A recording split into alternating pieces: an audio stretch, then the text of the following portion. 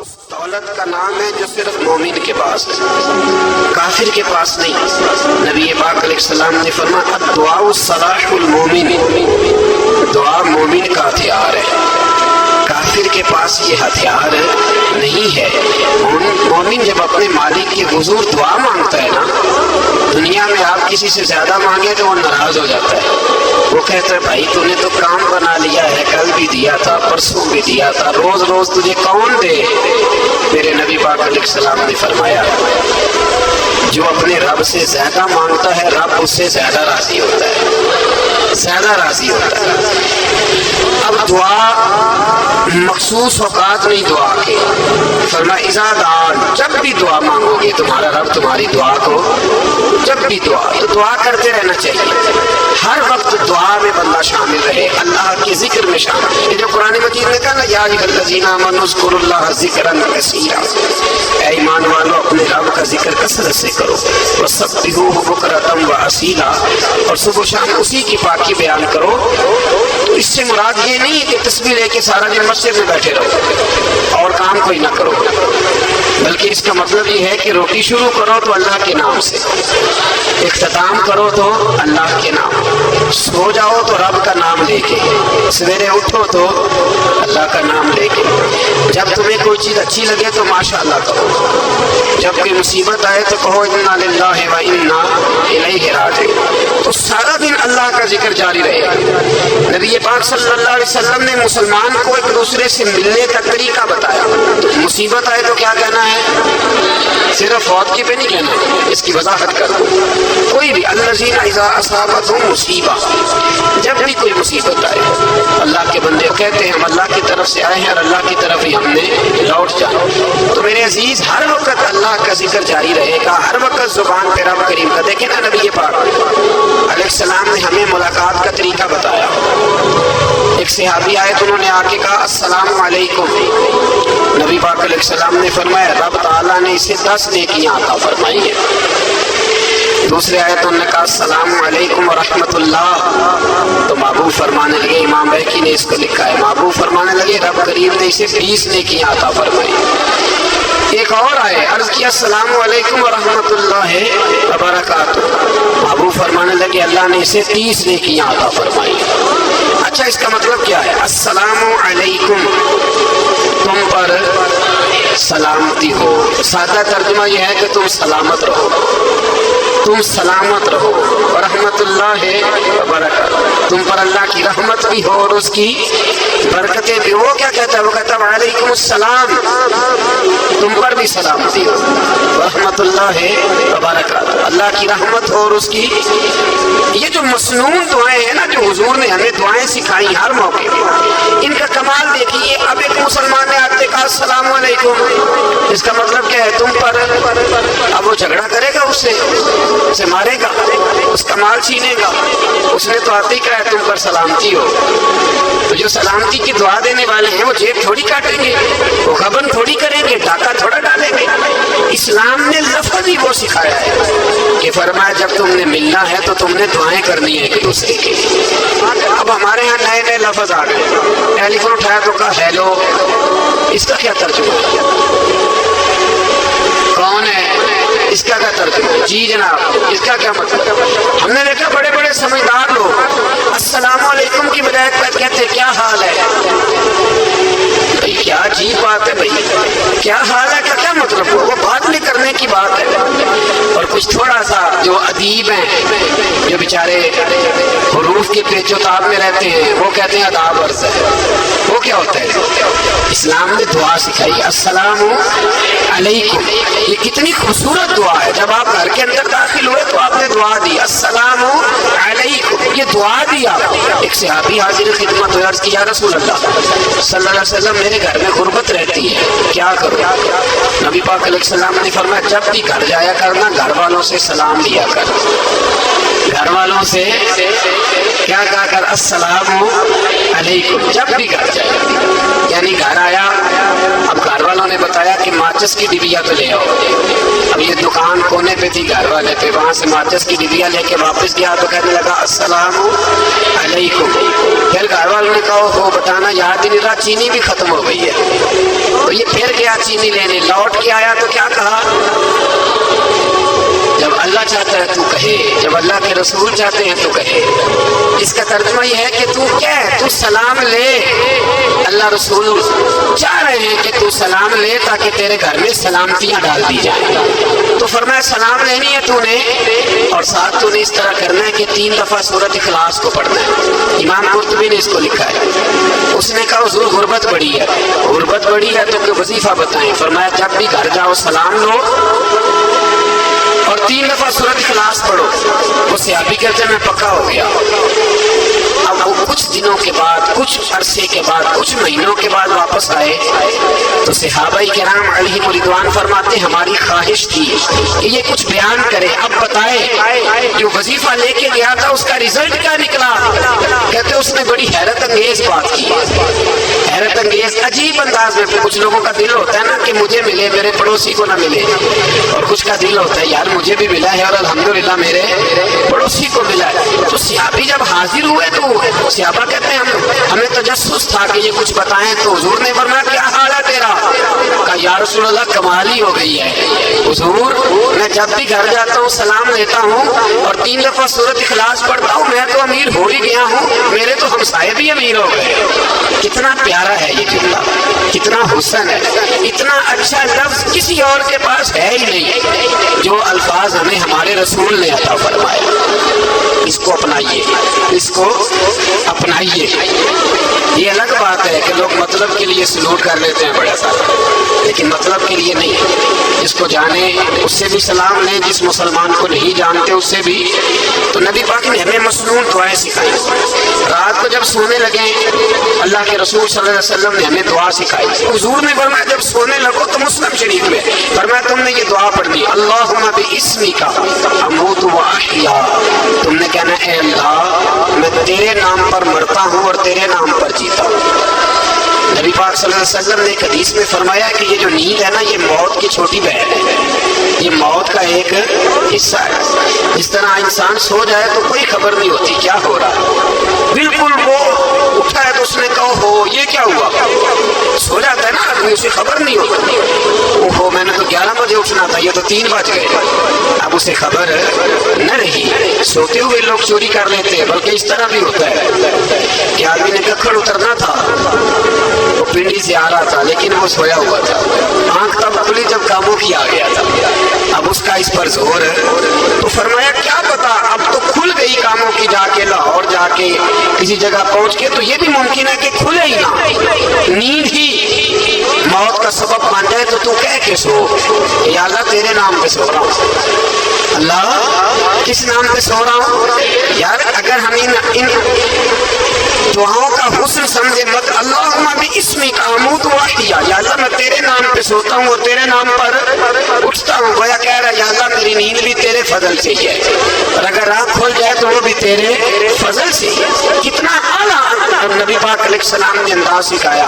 اور پھر بخاری شریف میں حدیث موجود ہے، فرمایا جب اٹھو تو کہو الحمدللہ الذی احیانا احیانا بعد ما اماتنا والیہ النشور۔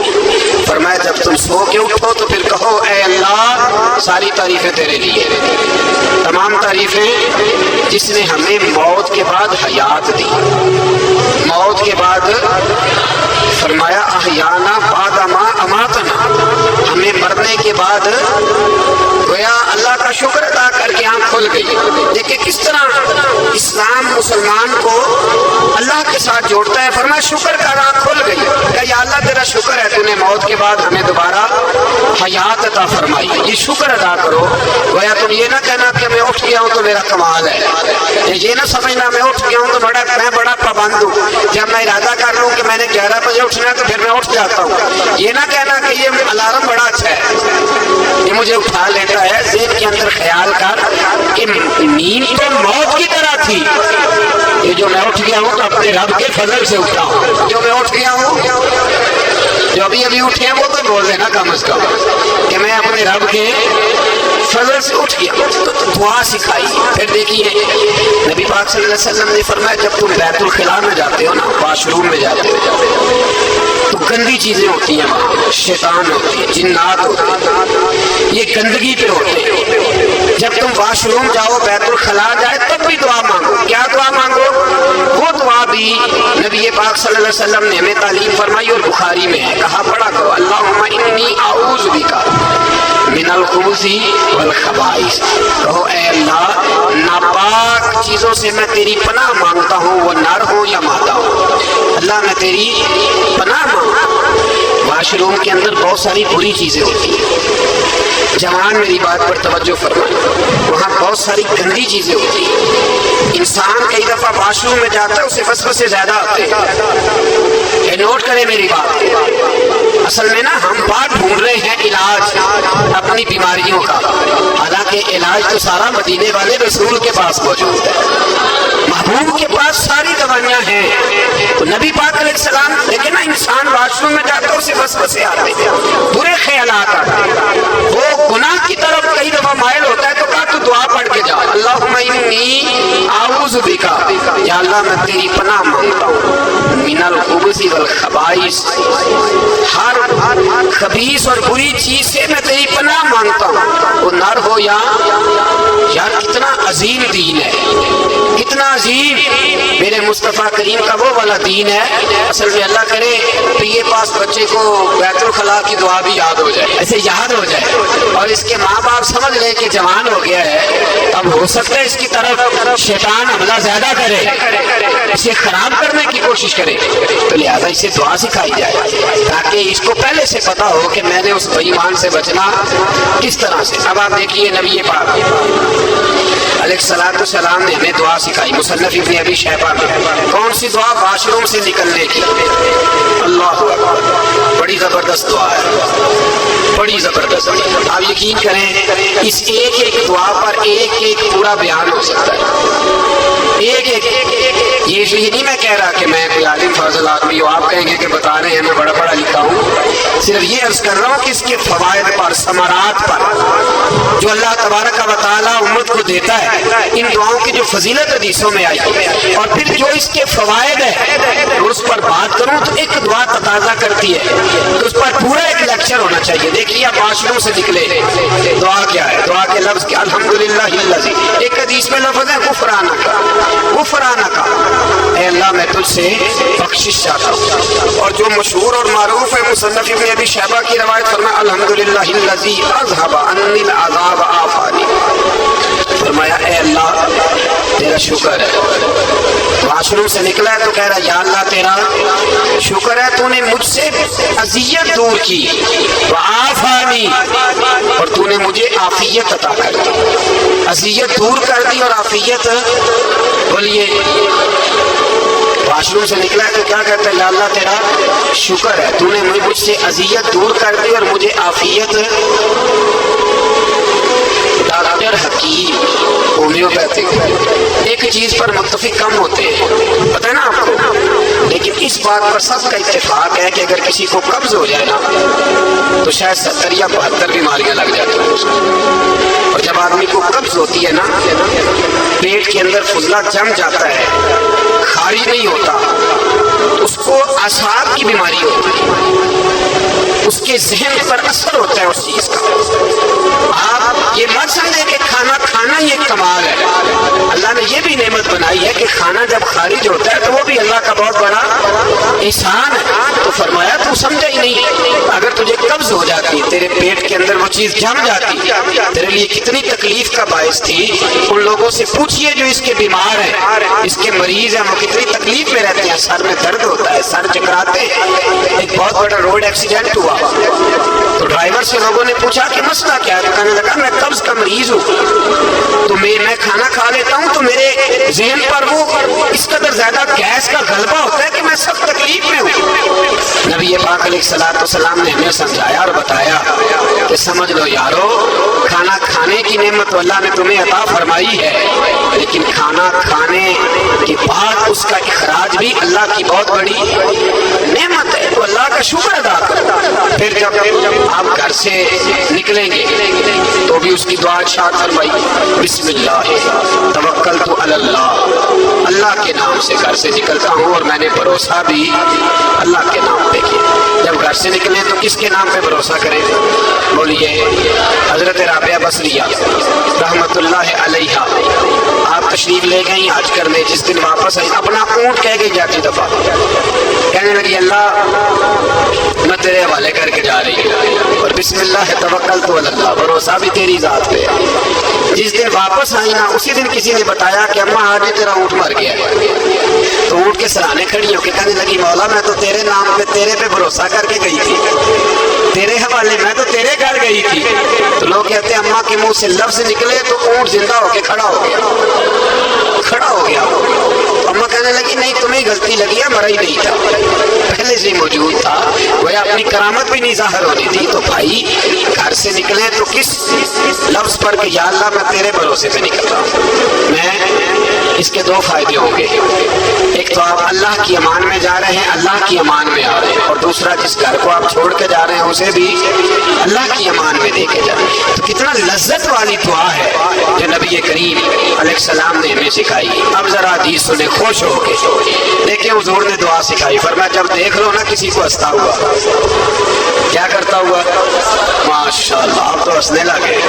جب کسی کو ہنستا ہوا دیکھو تو کہا کرو اضحک اللہ سنک، یہ دعا یہ بخاری ہے، فرمایا دعا مانگا کرو جب کسی مومن کو ہنستے ہوئے دیکھو تو دعا مانگو اضحک اللہ سنک، اللہ تجھے ہنستا ہی رکھے، اللہ تجھے، بولیے جل نہ جایا کرو کہ میں پریشان ہوں تو یہ ہنس کیوں رہا ہے، جھلا نہ کرو، بلکہ کیا کرو اللہ تجھے ہنستا رکھے، اللہ تجھے۔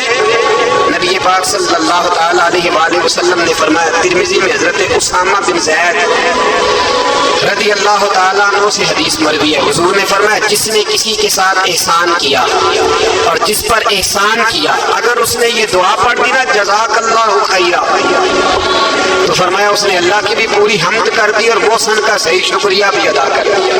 کیا کہنا ہے؟ جزاک اللہ، اللہ تجھے بہترین جزا عطا کرے۔ اس کا ترجمہ کیا ہے؟ اللہ تجھے بہترین، کیونکہ حضور فرماتے ہیں من لم یشکر الناس ولم یشکر اللہ، جس نے بندوں کا شکریہ ادا نہیں کیا اس نے اللہ کا بھی شکریہ ادا نہیں کرنا۔ تو کیا کہنا چاہیے؟ جزاک اللہ خیرا۔ اور اگر اماں کہتی ہو بچوں کو انگریزی سکھانی ہے تو کیا کہنا پھر؟ شکریہ ادا کرنے میں کیا کہنا ہے؟ Thanks, thank you. خود اس کا ثواب کتنا ہے؟ بولے انگریزی ایک زبان ہے، اس کو زبان ہی رہنے دیں گے۔ وسلم نے پہلے مرد کو حکم دیا، فرمایا حوصلہ بڑا کر، حوصلہ بڑا۔ فرمایا عورت ٹیڑھی پسلی سے پیدا ہوئی ہے تو یہ ٹیڑھی ہے، سیدھی کرنے کی کوشش کرو گے تو ٹوٹ جائے گا، لیکن سیدھی ٹیڑھی کے ساتھ گزارا کرو۔ لفظ بڑے حسین ہے، حدیث میں جاگ رہے ہیں آپ لوگ جی، بڑے بڑے حسین لفظ ہے۔ حضور نے فرمایا اگر تمہیں اپنی بیوی کی کچھ عادتیں ناپسند ہیں تو اس سے بغض نہ رکھو، بیوی سے بغض نہ رکھو۔ اگر کچھ عادتیں ناپسند ہیں تو کچھ ایسی بھی ہوں گی جو تمہیں بڑی پسند ہو، جو پسند ہے ان پر توجہ کرو۔ ڈاکٹر اقبال، علامہ اقبال کہتے ہیں میرے پاس ایک آدمی آیا، اس نے آ کر کے کہا کہ میں اپنی بیوی کو طلاق دینا چاہتا ہوں۔ پہلے اس نے مرضی کی شادی کی، میں مواد شروع میں کہہ چکا ہوں، بچے نوجوان انہوں نے ایک سنت بڑی حفظ کر لی ہے، کہتے ہیں مولوی صاحب سنت ہے مرضی کی پسند کی شادی کرنا جائز ہے۔ میں کہ صرف یہی جائز نہیں، اور بھی بڑی سنتیں ہیں، کسی اور پہ بھی توجہ کریں آپ حضرات، اور بڑی ذمہ داری سے بات کہہ رہا، نوجوان زیادہ غور کریں، باقی جوانوں تک میری بات پہنچائیں۔ شادی بیاہ کے معاملے میں جذباتی پن کا کبھی مظاہرہ نہ کریں۔ آپ کے اندر کتنے بھی جذبات موجود ہیں، یہ 2 3 4 منٹ کا رشتہ نہیں کہ ٹھیک ہے آپ دوست بدل لیں گے، یار بدل لیں گے، گاڑی بدل لیں گے، یہ نہیں، جوتا ہے یہ فٹ نہیں آیا تو بدل لیں گے، یہ زندگی بھر کا معاملہ ہے۔ اس میں بزرگوں کی، سیانوں کی اور حکمت والے لوگوں کی رائے لیں، اس کو سمجھیں، پرکھیں، پھر نکاح کا فیصلہ کریں۔ اس کو کبھی جذباتی نہ لینا زندگی میں۔ نوجوان جذباتی ہو کے معاشرے کا، میڈیا کا شکار تیار ہو کے شادی کرتے ہیں، پھر اسی تیزی کے ساتھ ان رشتوں کو توڑ دیتے ہیں۔ میرے نبی پاک صلی اللہ علیہ وسلم نے فرمایا بغض نہ رکھو، کچھ عادتیں اگر ناپسند ہیں تو کچھ ایسی بھی ہوں گی جو تمہیں پسند ہوگی۔